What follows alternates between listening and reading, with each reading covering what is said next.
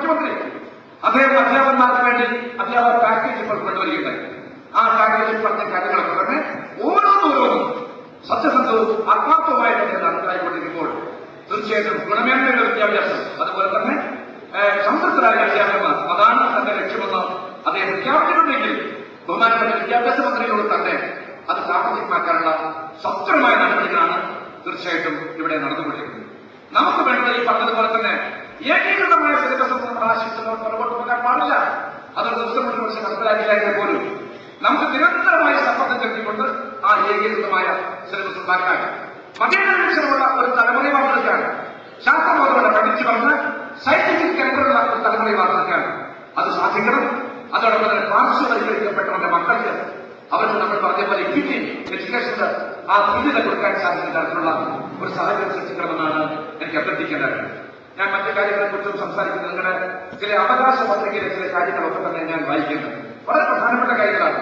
സത്യത്തിൽ അധ്യാപകരെ വെട്ടിക്കുറച്ച് ശമ്പളം പ്രസ്താവിക്കുക എന്നത് ആ ആവശ്യത്തെക്കുറിച്ച് ഇവിടെ അധ്യക്ഷൻ പറയുകയുണ്ടായി, സ്വാഗത ക്ലാസ്സിൽ പറയുകയുണ്ടായി, ബഹുമാനപ്പെട്ട ശ്രീ ജോസിക്കുട്ടി എന്നോട് ഇപ്പോൾ പറയുന്നുണ്ടായി.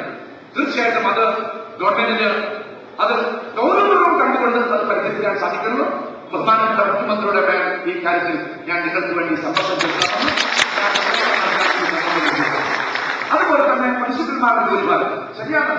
കാരണം പിന്നെ ഈ പറഞ്ഞിരിക്കുന്ന ഒരു ഹയർ സെക്കൻഡറി വിദ്യാഭ്യാസ സ്ഥാപനത്തിൽ ഒരു പ്രിൻസിപ്പലിന്റെ ജോലി ഏറ്റവും വലിയതാണ്. ആ വിദ്യാഭ്യാസത്തിന്റെ അഡ്മിനിസ്ട്രേഷൻ നടത്തിക്കൊണ്ടു പോകാൻ എന്ന് തന്നെ ഭാരത ചുമതലയായതുകൊണ്ട് തന്നെ അദ്ദേഹത്തെ തീർച്ചയായിട്ടും പഠനത്തിന് താല്പര്യം എടുക്കുന്നില്ല എന്നതാണ് അർത്ഥം.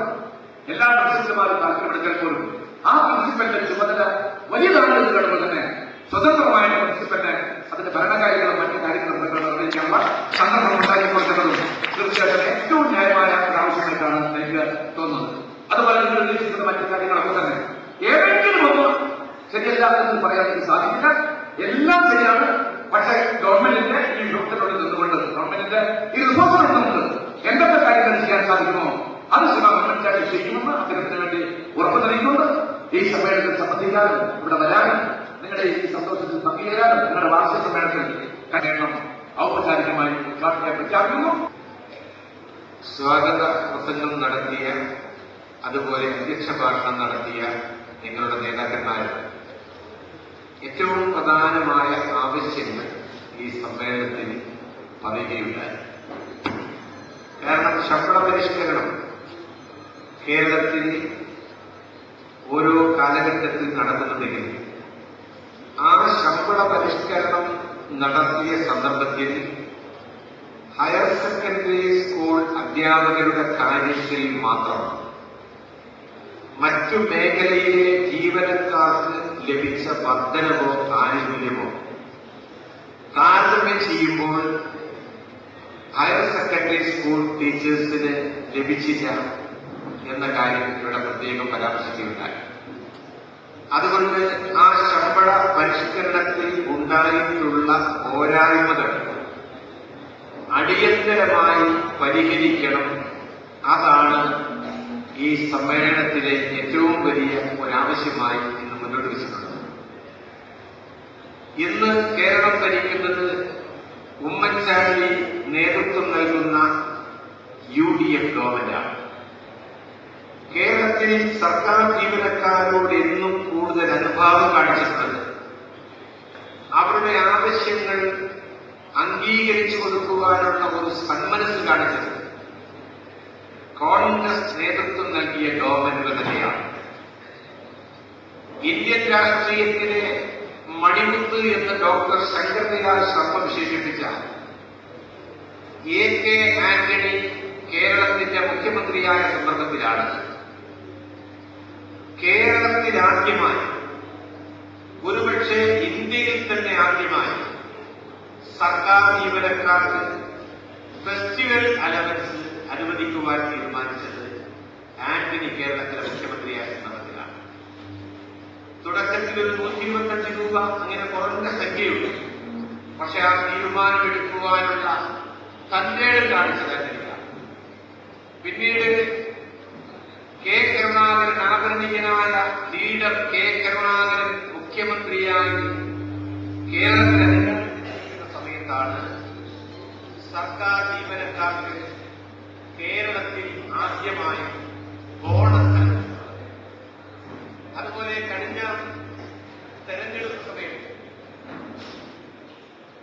കഴിഞ്ഞ നിയമസഭാ തെരഞ്ഞെടുപ്പിന് മുമ്പായി NGO അസോസിയേഷന്റെ സംസ്ഥാന സമ്മേളനം കോഴിക്കോട്ട് നടന്നപ്പോൾ ആ സമ്മേളനത്തിൽ പങ്കെടുത്ത അന്നത്തെ പ്രതിപക്ഷ നേതാവെന്ന നിലയിൽ പങ്കെടുത്ത ഉമ്മൻചാണ്ടി, KPCC അധ്യക്ഷൻ എന്ന നിലയിൽ പങ്കെടുത്ത രമേശ് ചെന്നിത്തല സർക്കാർ ജീവനക്കാർക്ക് കേന്ദ്ര നിരക്കിൽ ശമ്പളമെന്ന ഒരാവശ്യം വർഷങ്ങളായി നിങ്ങൾ ആവശ്യപ്പെട്ടുകൊണ്ടിരിക്കുന്ന ഒരാവശ്യമാണ്.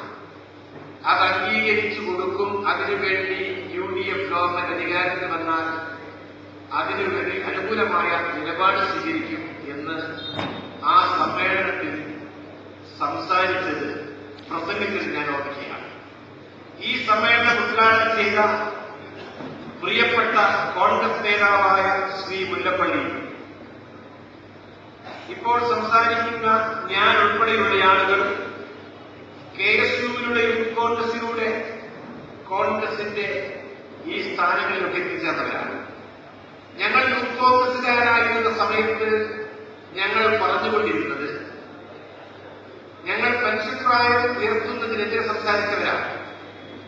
ലക്ഷക്കണക്കിന് അഭ്യസ്തവിദ്യരായ തൊഴിൽരഹിതരായ ചെറുപ്പക്കാർ മഴ കാത്തു നിൽക്കുന്ന വേഴാമ്പലുകളെ പോലെ ഒരു തൊഴിലിന് വേണ്ടി കാത്തുവെത്തിക്കഴിയുന്ന കേരളത്തിൽ പെൻഷൻ പ്രായം ഒരു കാരണവശാലും ഉയർത്തുവാൻ പാടില്ല എന്ന ആവശ്യം അതിശക്തമായ കാലഘട്ടങ്ങളിൽ ഞങ്ങൾ ഉന്നയിച്ചവരാണ്. അങ്ങനെ സംസാരിച്ച ഞങ്ങളുടെ നേതാവായിരുന്നു ഉമ്മൻചാണ്ടി.